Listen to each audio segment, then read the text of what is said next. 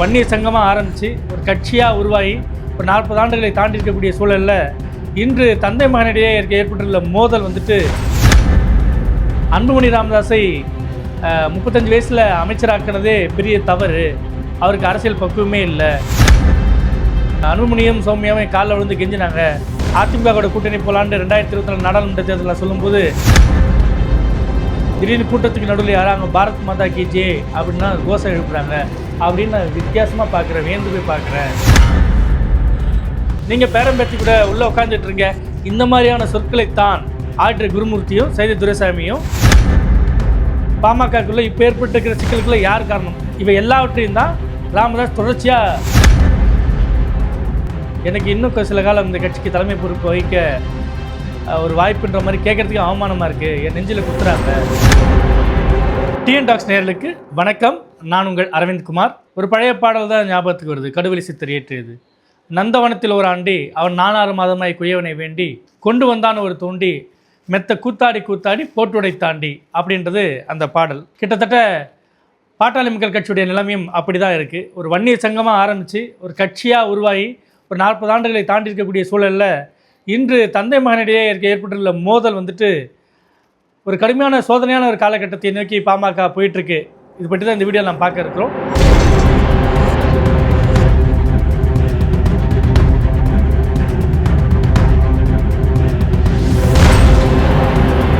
பாமகவில் தலைவர் ராமதாஸுக்கும் செயல் தலைவர் அன்புமணி ராமதாஸுக்கும் இடையிலான மோதல் கடந்த 6 மாத காலமாக நீடிச்சிட்டு வருது. இப்போது அது உச்சக்கட்டத்தை எட்டியிருக்கிறது. கடந்த ஆண்டு டிசம்பர் 28ஆம் தேதி புதுச்சேரி மாநிலத்தில் நடைபெற்ற அந்த பாமகவோட பொதுக்குழு தான் முதலாக அவங்களுக்கு இருவருக்கு இடையில் இருந்த அந்த மோதல் வெளியே வந்தது. அப்பொழுது அவருடைய பேரன் முகுந்தனை இளைஞரணி செயலாளராக நியமிக்கும் போது அதற்கு எதிர்ப்பு தெரிவிக்கிறாரு. கூடவே நான் தனியாக பணியவரில் ஒரு அலுவலகம் திறக்கிறேன்னு அன்புமணி சொல்கிறார். அதைத் தொடர்ந்து ஒரு மாதிரி சமரசமான மாதிரி இருந்தாங்க. திடீர்னு ஏப்ரல் மாதம் பார்த்திங்கன்னா இனிமேல் இந்த கட்சிக்கு நான் தான் தலைவர், அன்புமணி செயல் தலைவர், அவர் தலைவராக இருக்க முடியாது அப்படின்ற மாதிரியான ஒரு பெரிய அறிவிப்பை வெளியிடுறார். கூடவே கடுமையான விமர்சனங்களாக முன்வைக்கிறார்.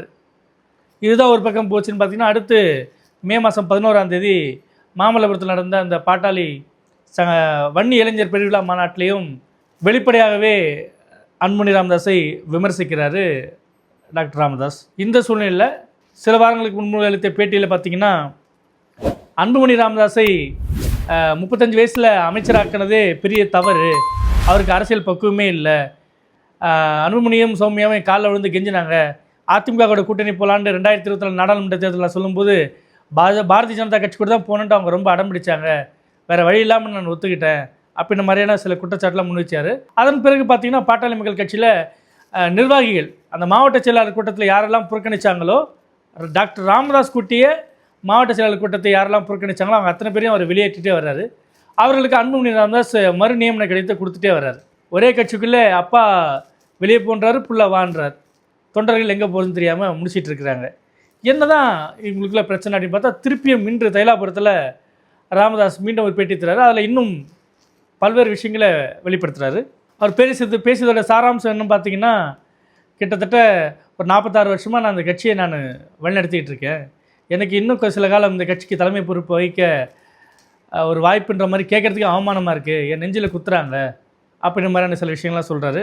கூடவே என்னை நடைபயணம் ஆக்கிட்டு நீங்கள் நடைபயணம் போகிறது யாருக்காக அப்படின்னு ஒரு கேள்வி எழுப்புறாரு.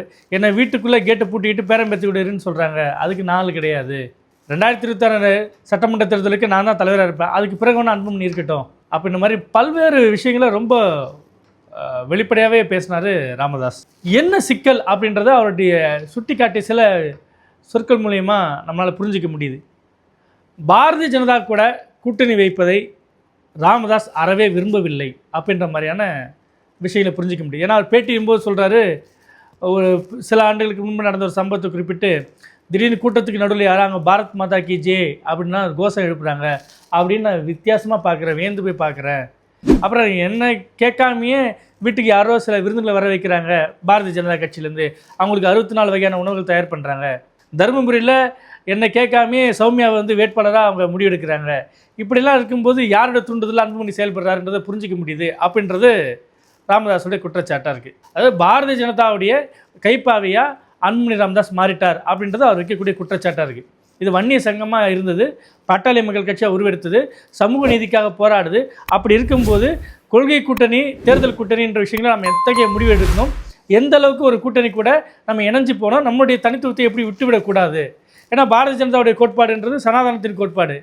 ஆனால் பாட்டாளி மக்கள் கட்சியோட கோட்பாடுன்னு பார்த்தீங்கன்னா நீங்கள் சமத்துவத்துக்கான ஒரு குரலை தொடர்ந்து கொடுத்துட்டே வராங்க.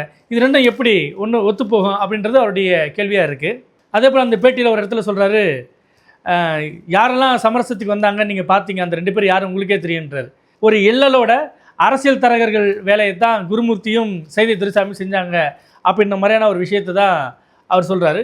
அன்னைக்கு பேட்டியில் ஆடிட்டர் குருமூர்த்தி என்னுடைய 40 ஆண்டுகள நண்பர் அவர் பார்க்க வந்தேன்ற மாதிரி அவர் நட்பு தோரணையில் பேசினாலும், இன்று ராமதாஸ் வெளிப்படுத்தியிருக்கிற அந்த சொல்லாடல் பார்த்திங்கன்னா அவர்களே அந்த இடத்துல அவர் வைக்கலையோ அப்படின்றதான் தோணுது.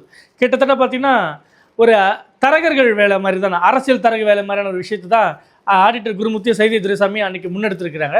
அது எந்த விதத்திலும் ஒரு சமாதானப்படுத்துக்கான வேலை இல்லை. அன்புமணி இந்த மாதிரி முடிவெடுத்திருக்கார். பாரதிய ஜனதா கூட 2026 சட்டமன்ற தேர்தலில் கூட்டணி வைக்கணும்.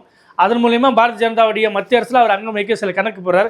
நீங்கள் அதுக்கு தடைக்கெல்லாம் இருக்கீங்க, நீங்கள் கொஞ்சம் நகர்ந்துங்க, இவர் கட்சிகிட்ட கொடுங்க, இவர் வழிநடத்துவார், நீங்கள் பேரம்பேத்தி கூட உள்ளே உட்காந்துட்டுருங்க.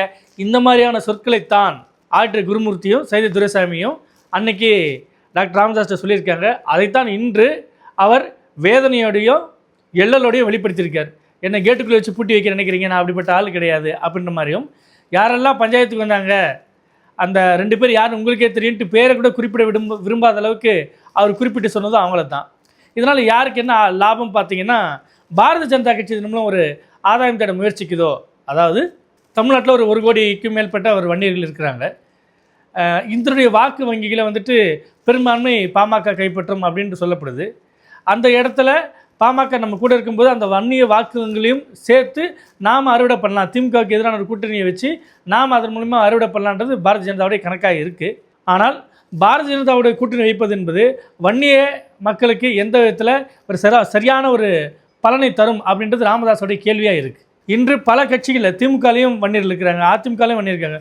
குறிப்பிட்டு சொல்லக்கூடிய அளவுக்கு ஒரு முக்கியமான தலைவர்கள் 2 பேரும் திராவிட கட்சிகளே இருக்காங்க. அதை மீறி தான் பாமகவுக்குன்னு ஒரு வன்னிய வாக்கு வங்கியும் இருக்குது. அப்படி இருக்கும்போது பாரதிய ஜனதா பக்கம் போய் சேருவதால், அதன் மூலம் நிற்பதால் நம்ம சமுதாயத்துக்கு என்ன மாதிரியான நன்மைகள் கிடைச்சிடும், இதற்கு திமுக செய்த வன்னிய சமுதாயத்துக்கு செய்த விஷயங்கள் என்னென்னு ஒரு பட்டியல் போடுறாரு. அதிமுக வந்துட்டு வன்னிய சமுதாயத்துக்கு செய்த ஒரு பட்டியலை போடுறாரு. கிட்டத்தட்ட பார்த்தீங்கன்னா கடந்த தேர்தலப்போ பார்த்தீங்கன்னா 2022 சட்டமன்ற தேர்தலப்போ அப்போதைய தமிழ்நாடு முதலமைச்சர் எடப்பாடி பழனிசாமி 10.5% இடஒதுக்கீடுன்ற விவகாரத்தை வன்னியர்களுக்கு கொண்டு வராரு. நீதிமன்றம் வரைக்கும் போகுது அந்த விஷயம். அப்படிப்பட்ட ஒரு செயல்பாடுகளை திமுக அதிமுக இரண்டும் கடந்த 40 ஆண்டு காலமாக செஞ்சுட்டு வரும்போது பாரதிய ஜனதா கட்சியை எந்தளவுக்கு நம்புவது, அவர்கள் வேறு வேறு மாநிலங்களில் வேறு வேறு கட்சிகளில் இருந்து என்னெல்லாம் செஞ்சுருக்காங்க, இப்போது அந்த கட்சியுடைய நிலைப்பாடு என்ன, அப்படி பாமகவும் மாறணுமா, அதிமுகக்குள்ளே ஏற்பட்ட உட்கட்சி பூசலுக்கெல்லாம் யார் காரணம், பாமகக்குள்ளே இப்போ ஏற்பட்டிருக்கிற சிக்கலுக்குள்ளே யார் காரணம், இவை எல்லாவற்றையும் தான் ராமதாஸ் தொடர்ச்சியாக அன்புமணிகிட்ட பேசிகிட்டு இருக்காருன்றதை புரிஞ்சிக்க முடியுது. அதைத்தான் அவர் தன்னுடைய பேட்டியிலையும் சூசகமாக கோடிட்டு காட்டுறார்.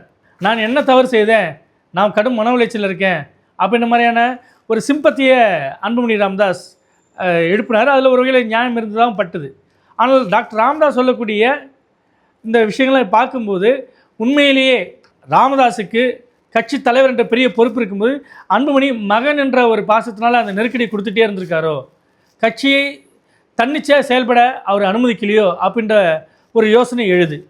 இதனால் ஒட்டுமொத்தமாக யார் பாதிக்கப்பட்டிருக்கா அப்படின்னு நீங்கள் பார்த்தீங்கன்னா பாமக தொண்டர்கள் தான். அப்பா வழியில் போகிறதா, பிள்ளை வழியில் போகிறதா, யார் பக்கம் நிற்பது? ஏன்னா அவங்க வழக்கறிஞர் பிரிவாக பாமகவுடைய அறியப்பட்ட முகங்களில் ஒன்று வழக்கறிஞர் பாலு. அவர் சமூக நீதி பேரவை, வழக்கறிஞர் சமூக நீதி பேரவையில் முக்கிய தலைவர் பொறுப்பில் இருக்கார். அவருக்கு நிற்கிறாங்க. அவருக்கு பதிலாக கோபுன்றவர் நியமிக்கப்படுறாரு. அந்த கோபு வந்துட்டு பாலுவை விமர்சித்து ஒரு வீடியோ ஒன்று போடுறாரு.